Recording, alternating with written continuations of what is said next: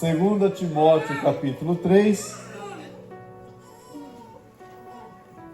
diz assim: saiba, entretanto, disto: nos últimos dias sobrevirão tempos difíceis.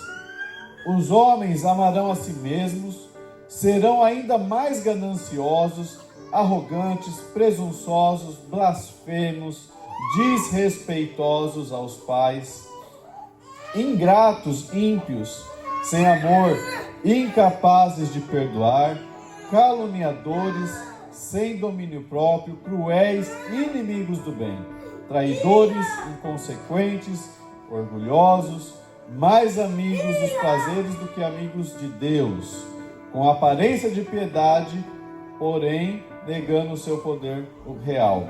Afasta-te, portanto, dessas pessoas também, porque são pessoas assim que se intrometem pelas casas e conquistam mulheres insensatas, sobrecarregadas de pecados, as quais se deixam levar por toda espécie de desejos. Elas estão sempre aprendendo, mas jamais conseguem chegar ao conhecimento da verdade.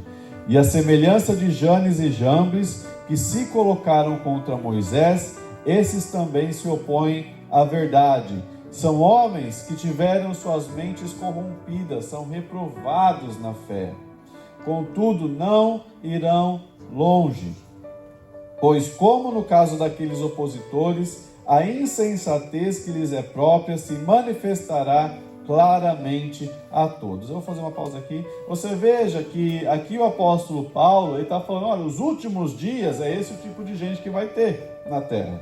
Eu não sei você, mas quando eu leio aqui esses primeiros 5 versículos, que tem todas essas características de como vão ser as pessoas nos últimos dias, se eu tinha alguma dúvida de que nós estávamos, ou que nós estamos vivendo nos últimos dias, ela vai embora quando eu leio esses versículos. Porque é o tipo de gente que você vê aí fora. Você vê gente caluniadora, você vê gente que inventa coisas a respeito de nós mesmos, às vezes da sua vida, sem nem saber o que você está passando, e coisas desse tipo. E a palavra de Deus nos fala que essas pessoas não vão longe. Porque a mesma forma como Janes e Jambres se opuseram a Moisés lá no deserto e elas foram eliminadas, essas pessoas elas vão ser expostas. Deus traz as coisas à tona. O nosso Deus não é um Deus de esconder, pelo contrário, é um Deus de desenterrar e trazer à tona, tá? Bom, versículo 10, isso daí a eles, não importa para nós. Versículo 10: tu, porém, e isso é um conselho que Paulo faz para Timóteo, mas para nós hoje é o que Deus está nos falando. Tem seguido atentamente a minha teologia, procedimento, propósitos, fé, paciência, amor e perseverança. Observado minhas perseguições e aflições que sofri em Antioquia, Icônio e Listra. Quantas perseguições eu suportei, contudo, de todas o Senhor me livrou. Deus te livra das perseguições, das aflições. De fato, todas as pessoas que almejam viver piedosamente em Cristo Jesus serão perseguidas. Então, é parte da nossa vida nós sofremos algum tipo de perseguição, porque o mundo jaz no maligno, o mundo não tolera, não suporta a presença de Jesus em nós. Então é tranquilo, Deus está falando aqui que nós seremos perseguidos, é um sinal de que nós estamos alinhados com o Senhor. Olha essa promessa: todavia os perversos e impostores andarão de mal a pior, enganando e sendo enganados. Tu, no entanto, permanece no ensino que recebeste e sobre o qual tens plena convicção, sabendo perfeitamente de quem tem aprendido, porque desde a infância sabes as sagradas letras que têm o poder de fazer-te sábio para a salvação, por intermédio da fé em Cristo Jesus. Toda a Escritura é inspirada por Deus e proveitosa para ministrar a verdade, para repreender o mal, para corrigir os erros e para ensinar a maneira certa de viver, a fim de que todo homem de Deus tenha capacidade e pleno preparo para realizar todas as boas obras ou boas ações. Até aqui. Senhor, em nome de Jesus, obrigado, Senhor, por esta manhã. Obrigado porque o Senhor tem falado ao nosso coração e o Senhor já tem ministrado, Senhor. Que nós continuamos a ouvir o Teu Santo Espírito, que o Senhor continue a ministrar o nosso coração. Nós declaramos que o nosso coração é terra fértil para a Tua palavra, Senhor, e que ela possa germinar, crescer e dar bons frutos a 100 por 1. Assim nós oramos em nome de Jesus. Amém. Bem, os irmãos podem se assentar. Irmãos, esse texto ele é lindo. Texto de 2 Timóteo. Aqui Deus está falando com um jovem pastor. Ele está ensinando como ser pastor. E ele fala aqui no capítulo 3 sobre como seriam as pessoas dos últimos dias. A gente já sabe que o que ele fala dessas pessoas é o que a gente vê hoje em dia, tá?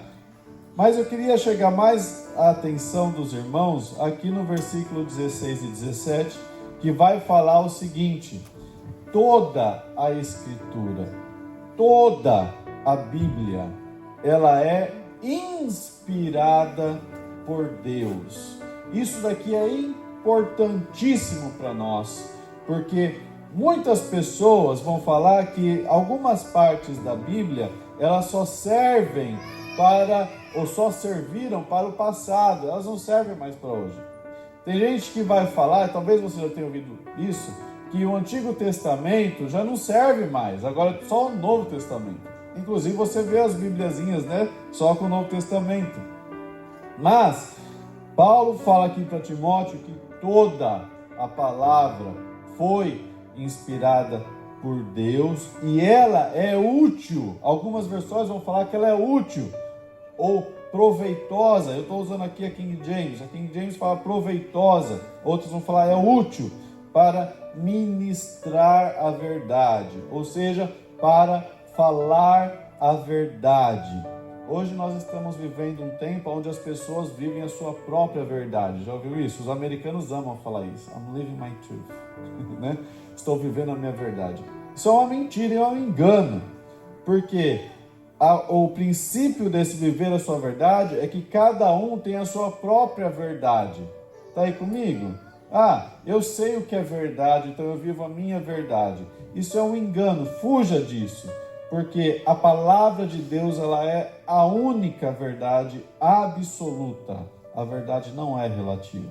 A verdade, ela é absoluta. E quando eu entendo que o que a palavra de Deus diz para mim e é verdade, e eu começo a viver essa verdade, aí sim eu consigo ensinar as pessoas sobre o que é a verdade, tá? E é o que a Bíblia diz. Também ela é útil para repreender o mal, para corrigir os erros e para ensinar a maneira certa de viver. Você já ouviu alguém falar assim: não me julgues, ninguém pode me julgar?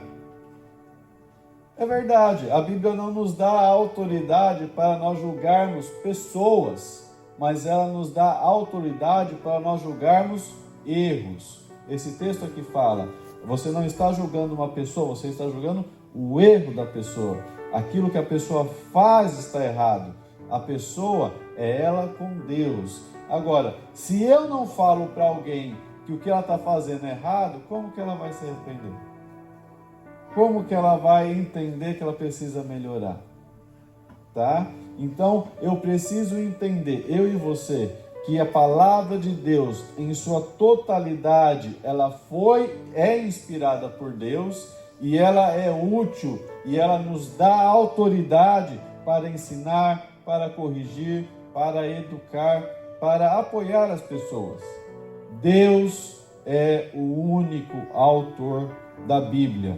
O texto lá de Isaías 34, versículo 16, fala o seguinte: procurem no livro do Senhor e vejam o que ele fará.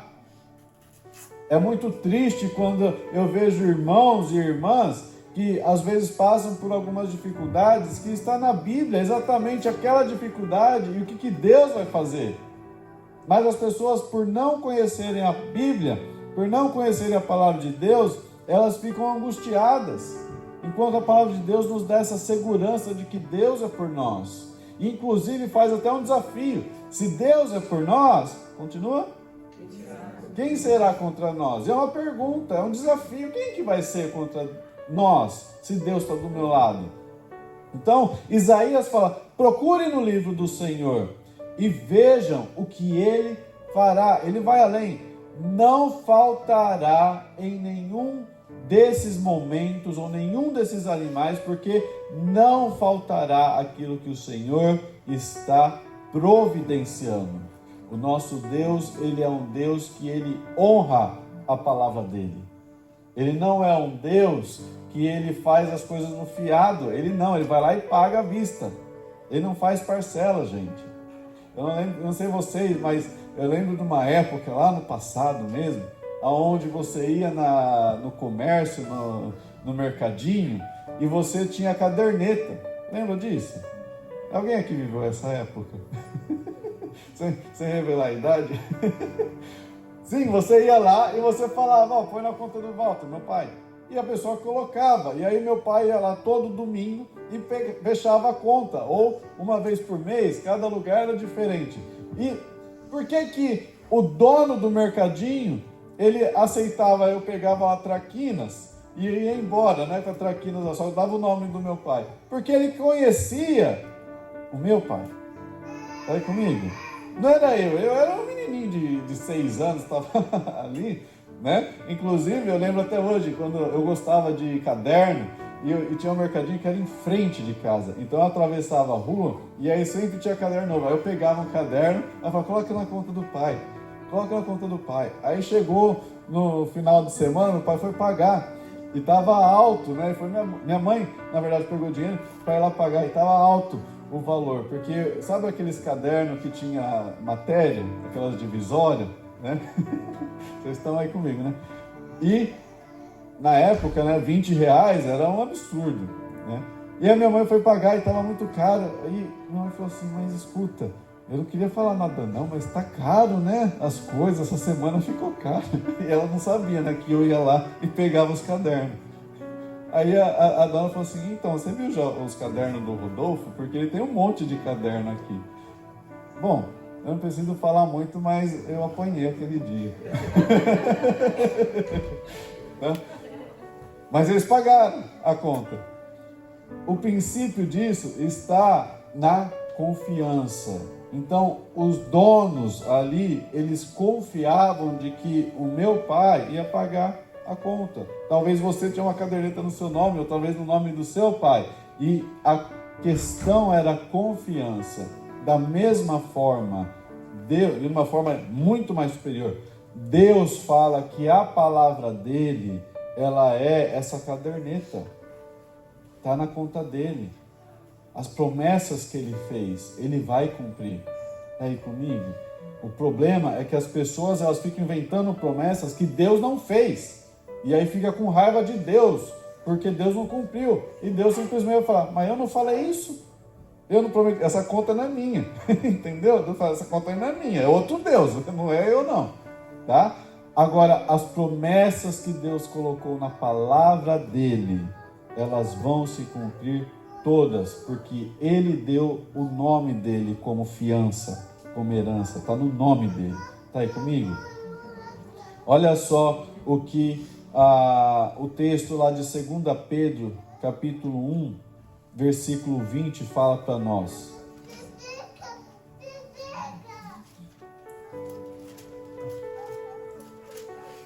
Algumas pessoas, elas vão desprezar a Bíblia, vão falar que a Bíblia é um livro escrito por homens, né?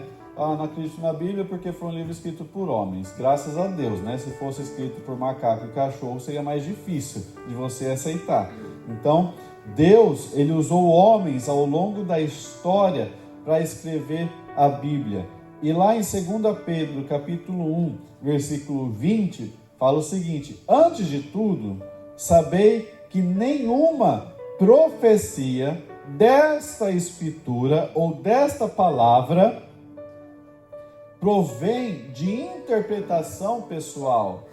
Pedro está escrevendo aqui para a igreja, falando o seguinte: saiba que não existe nada escrito na Bíblia que foi um mero acaso ou um desejo pessoal de uma pessoa escrever, de um profeta escrever. Porquanto jamais a profecia teve origem da palavra humana, mas homens santos ao longo da história falaram da parte de Deus, orientados pelo Espírito Santo. Então, o próprio Deus garantiu que ao longo da história, homens e mulheres de diferentes regiões, de diferentes profissões, de diferentes backgrounds ou de ensinos, pudessem escrever. Olha só, a gente tem mais de 40 autores ao longo da Bíblia. Eu fiz aqui um apanhado. Você não tem nada na Bíblia que é contraditório a outra coisa. Você não vai ter nenhum versículo na Bíblia que vai ser contrário ao que outro versículo está dizendo. A Bíblia ela é perfeita, ela se fecha em si mesma. Então 40 homens escreveram esse texto ao longo de séculos e nunca nenhum deles escreveu algo que foi contrário ao que o outro escreveu.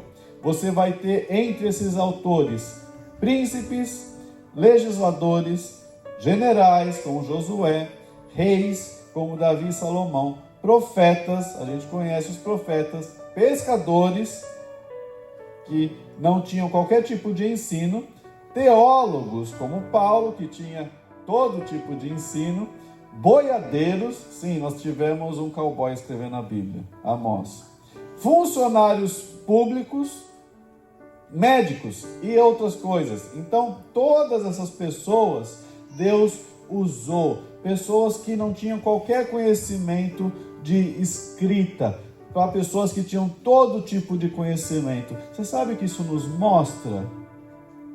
Deus não se preocupa com o que você tem. Se Ele quer usar você, Ele vai te usar. Deus não está preocupado com o tipo de formação, com o seu intelecto, com nada. Ele vai te usar. Mas você precisa estar no lugar certo para ser usado por Deus.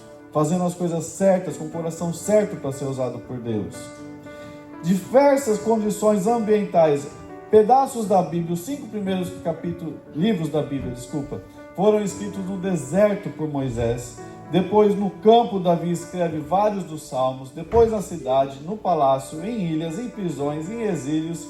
E nada a gente vê uma coisa falando contra outra coisa na Bíblia. A Bíblia ela se fecha em si mesma. A gente precisa entender isso. Por que eu preciso e você também precisa entender isso? Porque toda vez que eu tiver uma pessoa trazendo uma mensagem sobre a Bíblia e ela traz uma informação de fora da Bíblia para justificar a Bíblia, muito cuidado com essa informação. Ok? Muito cuidado com esse tipo de informação. Porque algumas informações, elas vêm para distorcer a Bíblia. A Bíblia explica a própria Bíblia. Isso é princípio de quem estuda teologia. A Bíblia ela não pode ser explicada por coisas do lado de fora da Bíblia. Então, suponhamos, alguém está fazendo uma escavação lá no Egito e encontram pergaminhos. E vão ter muitos pergaminhos que vão ser encontrados nos últimos tempos. Pergaminhos. Uau! Pergaminhos que desfazem tudo que está escrito aqui na Bíblia. Eu posso confiar nesses pergaminhos? Não. E no entanto eu vejo cristão, olha lá, tem o livro de Enoque. Gente, livro de Enoque, isso daí, e existe esse livro, isso daí é coisa mirabolante. Não vai ler isso. Não vai te acrescentar nada. E tem pessoas que ficam buscando esse tipo de conhecimento. A Bíblia, ela é perfeita em si mesma. Você vai ver na Bíblia falando de fatos antes da criação do mundo. Nós começamos a Bíblia em Gênesis 1:1. No princípio, Deus criou os céus e a terra. E esse não é o princípio que Deus está nos falando da Bíblia. Porque quando você vê lá em Jó, Jó vai começar a declarar coisas que aconteceram antes de Gênesis 1:1. Então a gente vê como a Bíblia ela nos traz coisas muito importantes, ensinamentos que eu e você nós precisamos buscar, e esses ensinamentos eles vão nos dar direção. Por fim, o testemunho do Espírito Santo no nosso espírito. Como é que você sabe que a Bíblia é de verdade? Quando você aceita o Senhor Jesus, o Espírito Santo começa a habitar em você, ele confirma. Aquilo que eu estou falando aqui, o Espírito Santo confirma em você. Olha, é verdade. O seu coração começa a queimar quando você ouve uma palavra que de fato é uma palavra de Deus. Isso é. Agora, quando o Espírito Santo não está em nós, a gente começa a ficar incomodado. Entendeu? A gente não tolera, a gente não aceita. É o momento que eu preciso avaliar. Peraí, o Espírito Santo está em mim? Se eu não consigo mais ouvir uma pregação, se eu não consigo mais ouvir a Bíblia falar comigo, será que o Espírito Santo habita em mim? Ou será que ele está habitando, mas eu não quero nem ouvir falar comigo? Eu quero as coisas do meu jeito. Então a Bíblia ela é o nosso cerne, ela é o nosso termômetro para a gente saber se nós somos mais espirituais ou menos espirituais. E a pergunta que não quer calar: por que Deus escreveu uma Bíblia? Por que Deus deixou uma Bíblia?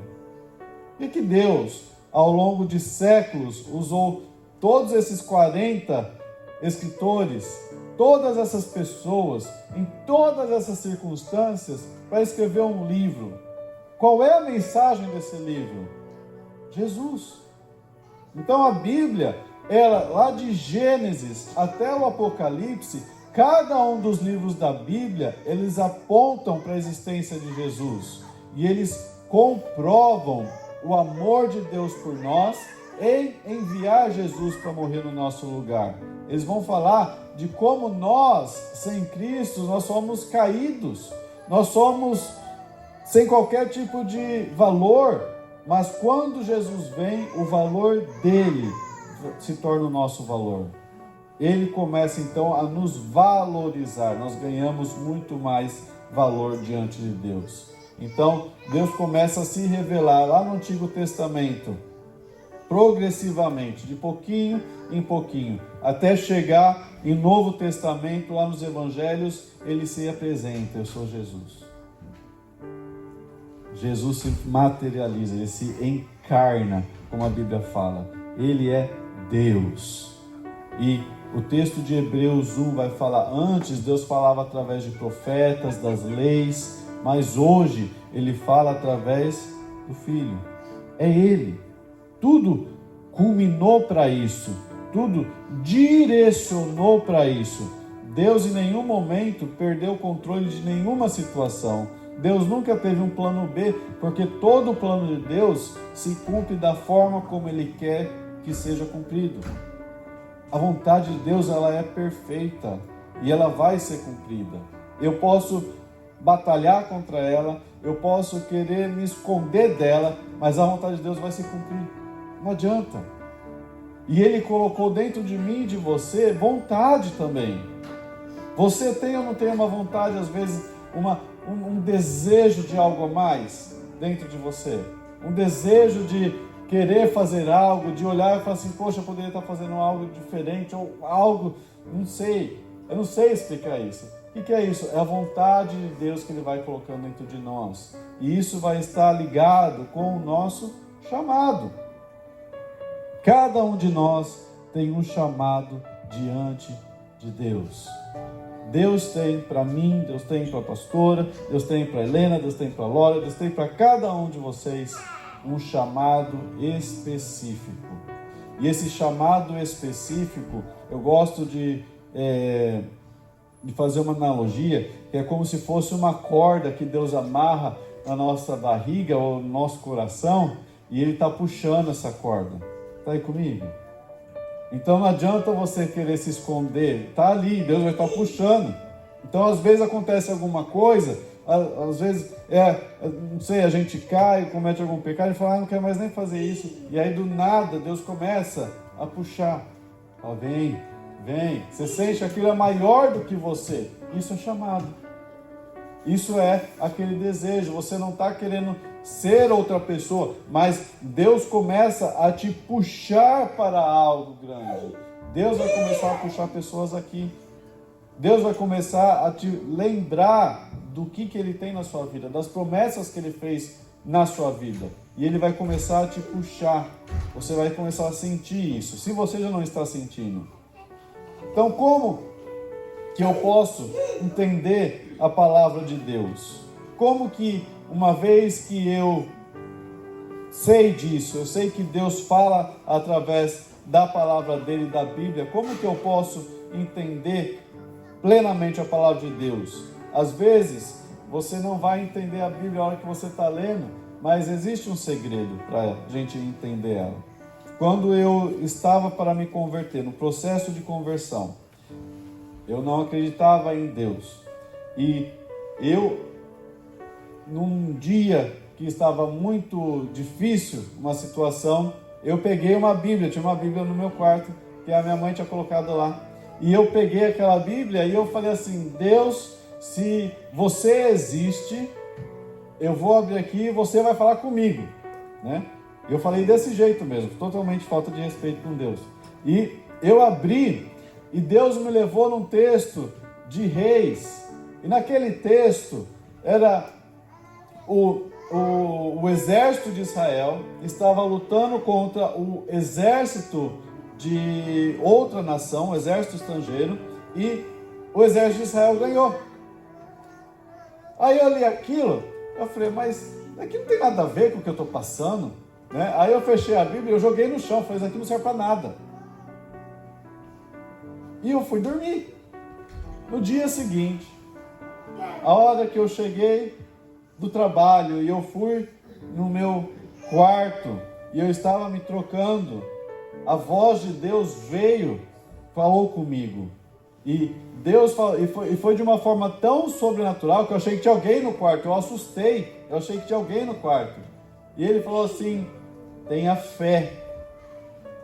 Era isso que Deus estava me mostrando com aquela passagem. Quando ele estava lá, o exército de Israel, que era muito menor, enfrentando o exército de uma nação estrangeira, que era muito maior, e ainda assim Israel ganhou. É porque eles tiveram fé em Deus e que Deus lutou por eles.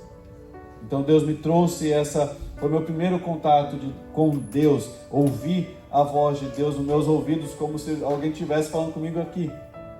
Então Deus, Ele vai se revelar a nós quando nós queremos de fato ouvir ao Senhor. Olha só o versículo 12 de 1 Coríntios capítulo 2. 1 Coríntios capítulo 2, versículo 12.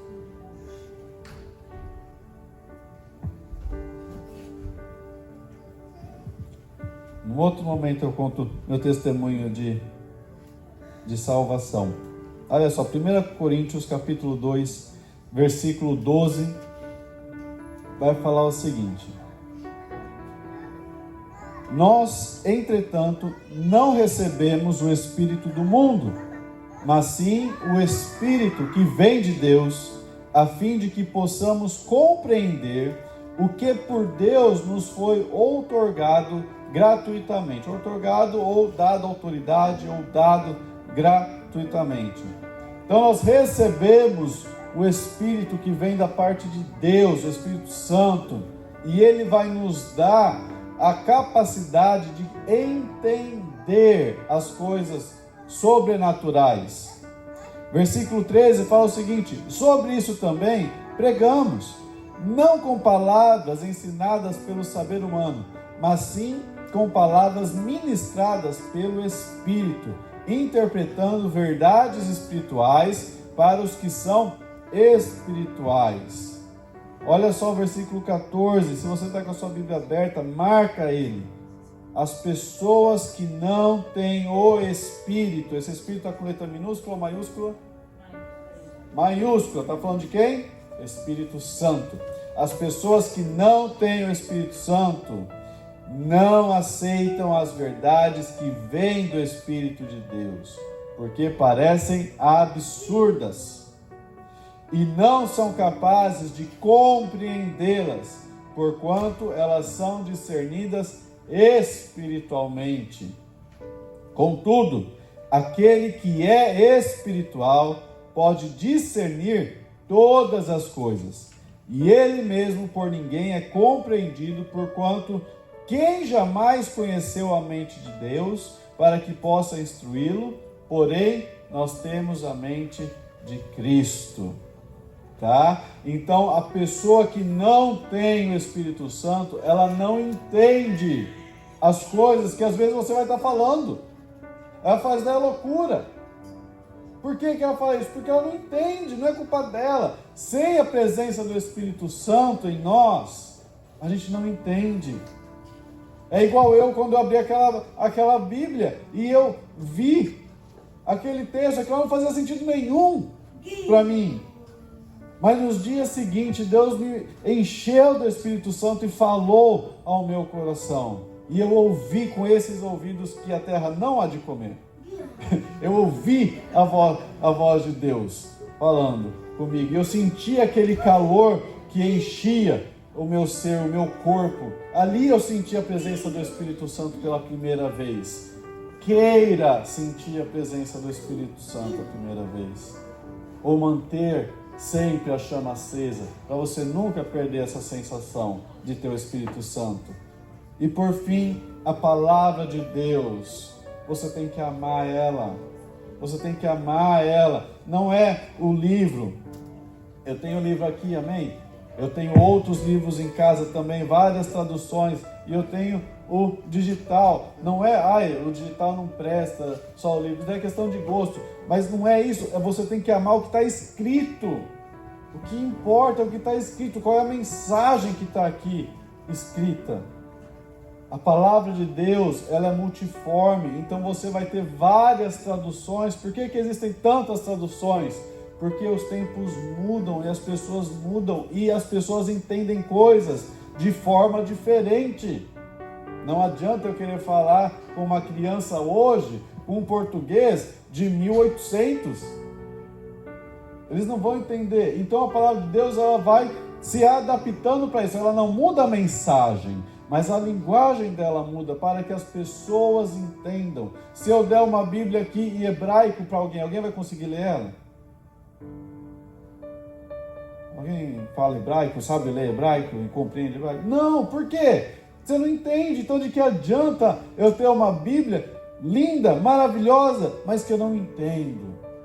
Por isso que a Bíblia eu preciso entender. E eu estou chegando nesse ponto porque isso é algo que eu quero deixar bem claro para vocês como pastor presidente. Olha que nome, olha que título. Não tem nenhuma pessoa esse título, mas eu falo no sentido de autoridade, como autoridade desse ministério. Nós nunca iremos perseguir a palavra de Deus. A palavra de Deus, ela está aqui para ela ser pregada. Não existe nenhum versículo, nenhum texto, nada que é proibido desta Bíblia, neste ministério. Existem ministérios que perseguem a Bíblia, onde existem textos que você não pode nem falar. Aqui não. Nós somos um ministério que amamos a palavra de Deus e que somos guiados pela palavra de Deus e que nós vamos crescer dentro da palavra de Deus. A gente não vai ser uma igreja que vai crescer fora da palavra de Deus, que vai encher de gente, mas que ninguém sabe nada da palavra de Deus. Nós vamos ser uma igreja que vamos crescer dentro da palavra de Deus, com a presença da palavra de Deus. E eu quero te chamar a sua atenção. Você tem dado valor para a sua Bíblia? Você tem amado a sua Bíblia? Você tem amado ela da forma como Deus amou ela? Olha só tudo que Deus fez para conseguir chegar a uma Bíblia aqui, para nós podermos, aqui tem tantas versões, eu tenho acho que 7 ou 8 Bíblias em casa, uma versão diferente da outra, porque eu gosto.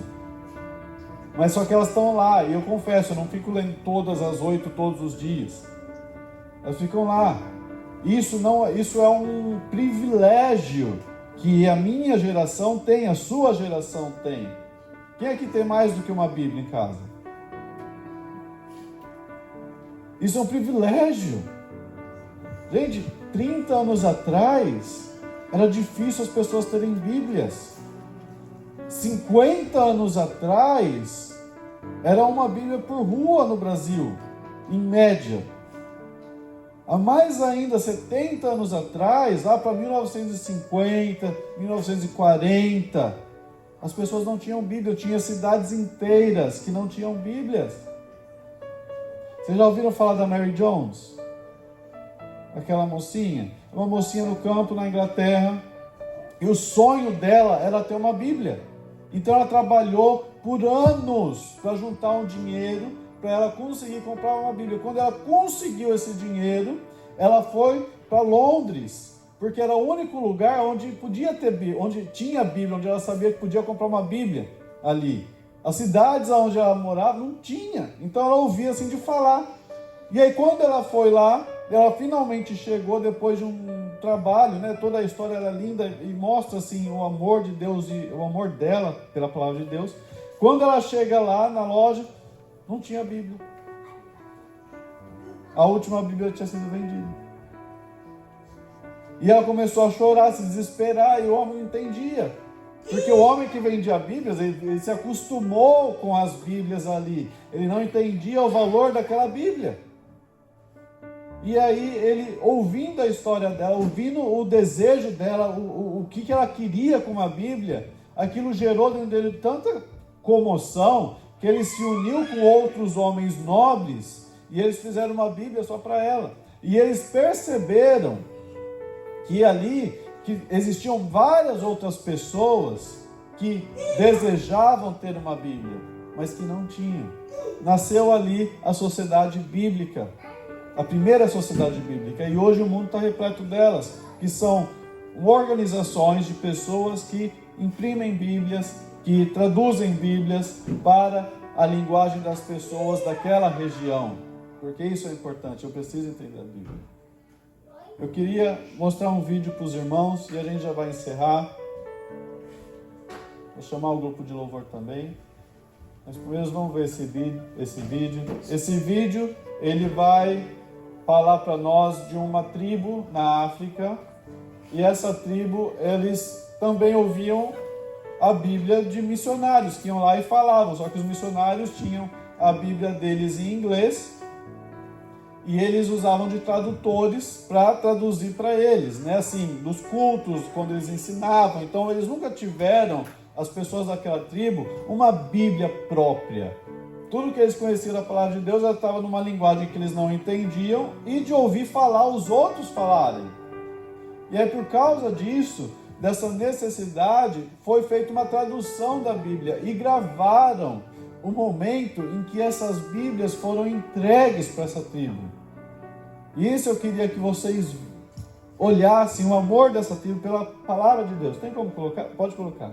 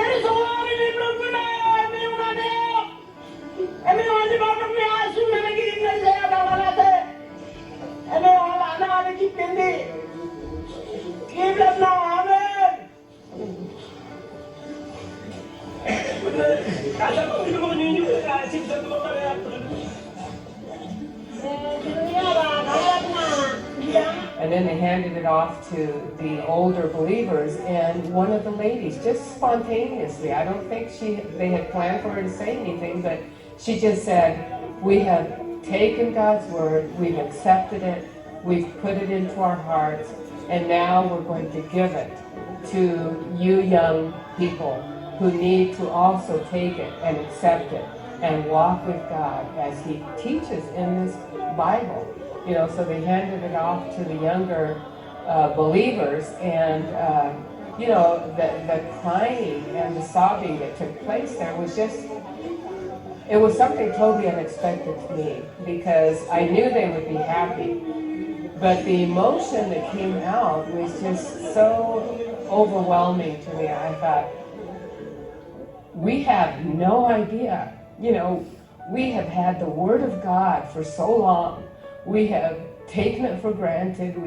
We have resources, we have translations, we have, you know, all these different things, and we don't cherish it. We don't realize what a precious gift we have and hold in our hands. And these guys were realizing that and saying, God, you've come to us through the Word.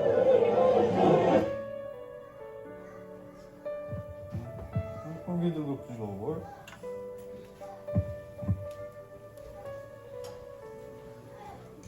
Queria louvar a Deus nesse momento. Nós vamos estar adorando o Senhor, porque a gente acaba não dando valor. Tá fácil, né? A gente tem várias, mas a gente precisa valorizar. Valoriza a Bíblia que você tem. Valoriza aquilo que Deus tem falado com você através da Bíblia. Sabe, tem gente que deixa de vir na igreja, deixa de fazer qualquer coisa, mas não faça mais isso. Assuma um compromisso com o Senhor. Fala, Senhor, eu confio na Tua Palavra, eu quero a Tua Palavra, eu quero amar a Tua Palavra. Se você sente que você não ama a Bíblia, fala para Deus, seja sincero com o Senhor, não fica se culpando. Fala para Deus, Senhor, eu quero amar a Tua Palavra, da forma como esse povo aí ama. Eu quero olhar para a Sua Palavra como se fosse a primeira vez que eu estivesse olhando para ela. E a Bíblia fala para uma igreja que eles se acostumaram. Jesus vira para o apóstolo João, lá em Apocalipse, e ele fala algo: tenho contra esta igreja, e eles perderam o primeiro amor. Eles se acostumaram. A gente não pode se acostumar com a palavra de Deus. A gente não pode se acostumar com o que Deus tem feito na nossa vida, com o que a palavra dele nos faz, com o que a palavra dele nos fala. As promessas de Deus, elas são grandiosas, e nós precisamos aceitá-las como grandiosas que elas são. Coloque-se de pé, vamos orar.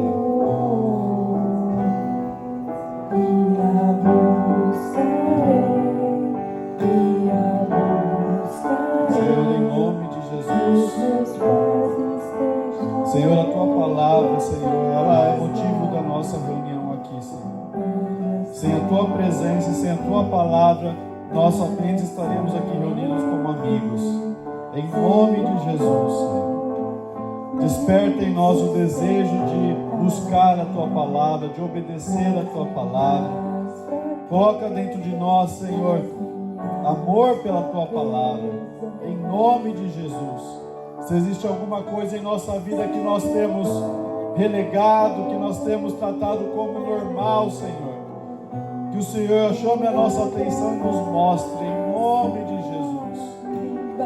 Tira, Senhor, dentro de nós todo orgulho, toda avareza, todo desejo egoísta que às vezes nós temos, e começa a nos dar uma percepção da realidade em que nós vivemos, Senhor Deus, das pessoas ao nosso redor, das Tuas promessas sobre a nossa vida e a vida dos nossos irmãos.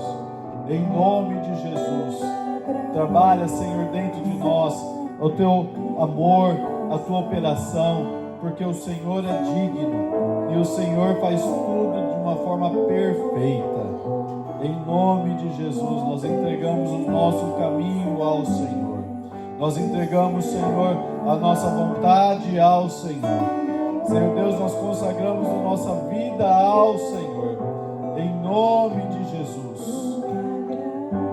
Em nome de Jesus. Coloque a mão sobre o seu peito. Repita comigo: Senhor,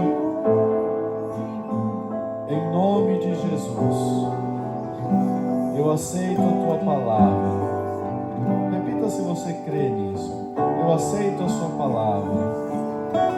Que ela governe os meus dias. Que ela me direcione. Que ela fale comigo.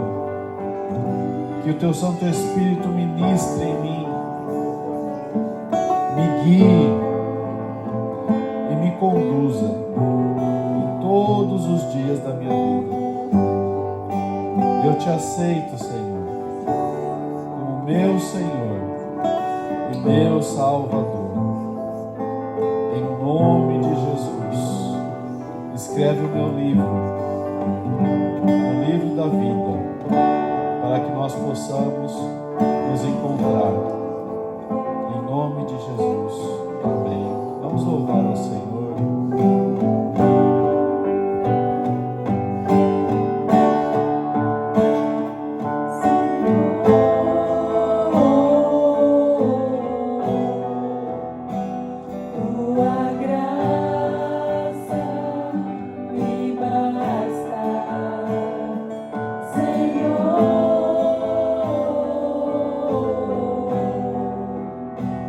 Tua